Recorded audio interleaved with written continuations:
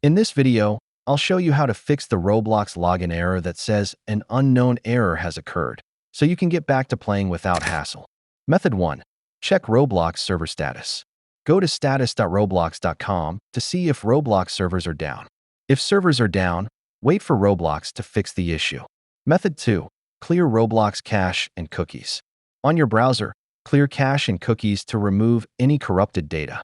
Restart your browser and try logging in again. Method 3. Update Roblox and your device. Make sure your Roblox app and device software are up to date. Outdated versions can cause login problems. Method 4. Disable VPN or proxy. Turn off any VPN or proxy you might be using, as they can interfere with Roblox login. Method 5. Restart your device and network. Restart your computer, console, or phone. Also, reboot your modem/router to refresh your internet connection. Important notes.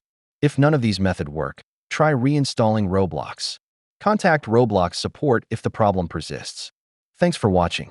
If this helped, hit the like button and subscribe for more Roblox tips and fixes.